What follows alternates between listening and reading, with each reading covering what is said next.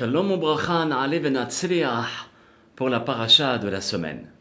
Dans Bamidbar, au chapitre Yud-Tet 19, versets 1 et 2, il est mentionné si une personne vient à mourir. Et cette personne-là se trouve dans une tente. Donc une tente, c'est un système qui est fermé. Ça s'appelle Ohel. Tous ceux qui entrent dans la tente et tous ceux qui sont dans la tente deviennent impurs pendant 7 jours. Et quant aux personnes contaminées, qui sont maintenant tamées, qui sont impures, elles se purifieront par les cendres de la vache rousse. La vache rousse est une vache où il n'y avait pas plus de 2 poils blancs. Donc tout était rousse. Comme c'est marqué dans la Torah, Vaïdaber Adonai el Moshe vel Aharon les morts. Zot hukat Torah. Asher tziva Adonai les morts. Daber el Bnei Israël. ויקחו אליך פרה אדומה תמימה, אשר אין בה מום, אשר לא עלה עליה עול. Alors cela veut dire que Hachem demande à Moshe Rabbeinu de parler aux Bnei Israël, aux enfants d'Israël. Et il lui dit comme ça, qu'il t'amène une vache rousse sans tache, sans défaut corporel, et qui n'ait point porté le joug. À l'époque du Mishkan, dans le désert, ou bien à l'époque du premier et du deuxième temple, où les notions de pureté et d'impureté avaient vraiment une implication très particulière. On sentait vraiment la Kedusha ou la Tum'a. Alors, une personne qui était impure, suite à un contact avec un mort, alors à ce moment-là, il ne pouvait redevenir pur que par aspersion par le Kohen. Le Kohen prenait les cendres de la vache rousse et l'aspergeait. Et donc, à ce moment-là, la loi de la vache rousse est présentée comme une loi totalement irrationnelle. C'est au-delà de l'entendement humain, qui dépasse la logique humaine. Ceci s'appelle en hébreu un hok, un décret de la Torah. Et donc, si vous regardez Rashi, Rabbi Shlomo ben Yitzhak, Zachar Tzadik, Kadosh Lebracha, dans son expression là-bas sur l'explication de la paracha, sur le même verset, il dit comme ça, j'ai émis un décret, Dieu qui parle, j'ai émis un décret et tu n'as pas le droit de réfléchir à son sujet. Pour dire que c'est tabou, c'est sûr que la Torah nous demande, creuse, pose des questions, il ne faut pas avoir honte, au contraire. Mais dans le domaine de la vache rousse, Akadosh Baruch Hu nous dit que c'est un hok. On a ici affaire à une loi où on ignore totalement la raison. C'est vrai qu'il y a des raisons en disant par exemple la vache rousse, elle est là pour nettoyer les excréments de son petit, qui s'appelle le Haïgel, le veau, par rapport à la faute du veau d'or. Aussi, elle est là pour réparer la faute de Adam Arishon, etc. Mais tout ceci, ce sont des explications qui ne sont pas les explications les plus profondes de la Torah. Quand on dit qu'on ne connaît pas les explications de la vache rousse, c'est quand on part dans les profondeurs. Si on veut expliquer d'une manière très superficielle, c'est sûr qu'il y en a des explications. Mais le Od Yosef Haï, ça veut dire le Ben Ish Haï, il a un livre, Rabbi Yosef Haïm, qui s'appelle le Od Yosef Haï. Dans la paracha de Hukat, il rapporte le Bamidbar Rabbah, au chapitre 19, 3. Et lorsque Shlomo Amelech, là-bas le Midrash il dit comme ça, lorsque Shlomo Amelech, le roi Shlomo, voulait approfondir la raison de la vache rousse, il s'exprime de la façon suivante dans Kohelet, au chapitre 7. Et là-bas il dit comme ça, Al-Kol ele amadeti. ופרשה של פרה אדומה חקרתי ושאלתי ופשפשתי אמרתי חכמה והיא רחוקה ממני. Cela veut dire toutes les lois de la Torah.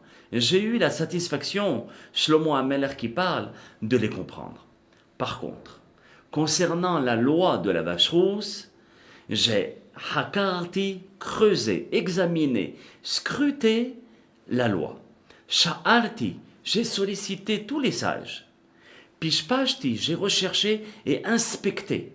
Et je constate que cette sagesse est très très loin de moi. Maintenant, on peut poser la question, pas directement à l'égard de la vache rousse, mais par rapport à l'attitude de Shlomo HaMelech à Shalom. Pourquoi Shlomo rapporte tant d'adjectifs, Hakarti, Sha'alti, Pishpashti, pour définir sa recherche? Il pouvait dire très simplement, j'ai cherché et je n'ai pas réussi à trouver, point. Pourquoi chercher tant d'adjectifs? Alors le Rav Rabbi Yosef Haim Zecher au Tzadik Kadosh les Bracha mentionne que dans la Torah, d'accord, toutes les mitzvot peuvent être expliquées de 4 façons. Pardes, ça s'appelle. Le pshat, pardes, ça veut dire le chant. Donc il y a le pshat, l'explication littérale. Ensuite, on explique selon le remez, l'insinuation. Le drash, c'est des belles histoires, etc. par le drush. Le sod, c'est l'ésotérisme. Et par ces 4 façons, on peut expliquer toutes les mitzvot. Par contre, les hokim, qui veut dire les préceptes, comme la paradouma par exemple, ne peuvent être expliqués que par 3 façons, lesquelles le remez, le drash et le sod. L'insinuation par les comparaisons et le sod, les explications ésotériques.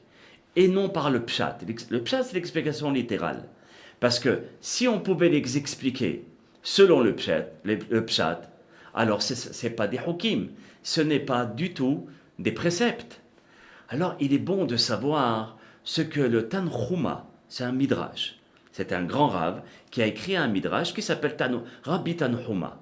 Au chapitre 6, là-bas, il nous dévoile que Akadosh Baruch Hu a voilé l'explication de la mitzvah de Paradouma.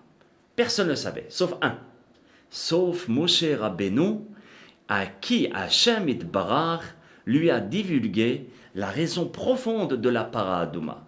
Comme il est mentionné dans le verset qu'on a dit tout à l'heure, Vikhu Elecha Paradouma. Ils prendront de toi, ça veut dire toi, Elecha, tu as eu le mérite de savoir les mystères de la Paradouma. Alors, vous allez me poser la question, mais Shlomo HaMelech, qui était un homme sage, un homme intelligent, il savait très bien que cette mitzvah ne pouvait pas lui être divulguée. D'accord? Alors pourquoi chercher et sha'alti bihakarti, etc. Alors ici, le Rav Yosef Hai rapporte un mashal, une métaphore. Alors cette métaphore, on va la rapporter dans la deuxième vidéo pour bien comprendre pourquoi Shlomo HaMelech a essayé de chercher, sachant qu'il n'avait pas du tout la possibilité de savoir l'explication de la Paradouma. Alors à tout de suite pour l'autre vidéo. Kortu, shalom shalom. Shalom Ubracha, mes chers amis, on continue par un mashal, par une métaphore. Comment se fait-il que Shlomo HaMelech, l'homme le plus sage, qui savait qu'il n'aurait pas accès à l'explication de la vache rousse, alors pourquoi essayer de chercher, sachant que ce n'est pas possible, de connaître l'explication? Alors le Rav Yosef Hai, il rapporte une métaphore. Et il dit c'est comme un homme vaillant, un héros, qui était toujours au service du roi. Et ce roi, il avait un frère. Ce frère se trouvait dans une autre contrée. Et c'était un jour où ce frère-là faisait une grande fête. Alors le roi a envoyé son héros avec un beau cadeau. Très bien, il est parti, le héros, il est parti chez le frère du roi. Tout le monde était installé, il y avait plein de monde. Et à ce moment-là, même le frère du roi, lui aussi, il avait un héros. Lui aussi, il avait un homme qui était vaillant et très très fort. Alors cet homme lui dit au héros du roi, il lui dit, écoute, je voudrais vraiment me comparer à toi. Je voudrais savoir si tu es aussi fort que moi. Viens, on va lutter. Et celui qui gagne, ça veut dire que vraiment c'est le plus fort. Le héros du roi, il disait, mais c'est pas la peine, je suis pas venu ici pour me battre, ni quoi que ce soit, laissez-moi tomber.